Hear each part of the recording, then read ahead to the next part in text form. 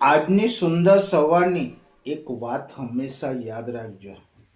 જ્યારે જીવનમાં તમારો સમય ખરાબ ચાલતો હોય ત્યારે તમે ભલે કોઈ પણ ધર્મના હો, ભલે કોઈ પણ ભગવાનની તમે પૂજા કરતા હો, પણ પૂજાને કર્મ ન બનાવતા કર્મને પૂજા બનાવજો. કારણ જાણો છો કેમ? કારણ કે સમય ત્યારે બદલાય છે જ્યારે હાથ પ્રાર્થનામાં નહીં પણ પ્રયત્નોમાં જોડાય છે. જેણે આજે તમને પ્રેરણા આપી છે, જેને દુનિયાને કંઈક આપ્યું છે, એના જીવનમાં પણ તમારાથી વધારે દુઃખ આવ્યું હતું.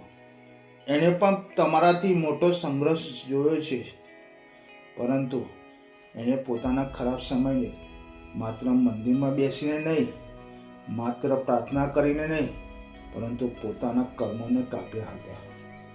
જીવનમાં ધર્મ તમને માર્ગ બતાવે છે, પૂજા તમને શાંતિ આપે છે, પણ કર્મ જ તમને આગળ લઈ જાય છે.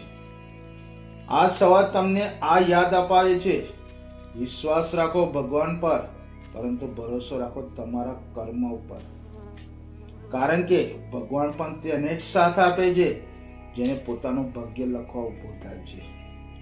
આજનો દિવસ પ્રયત્નથી શરૂ કરો, કર્મને પૂજા બનાવો, સફળતા આપોઆપ આવશે. જય શ્રી સ્વામિનારાયણ. તમારી સવાર શુભ રહે.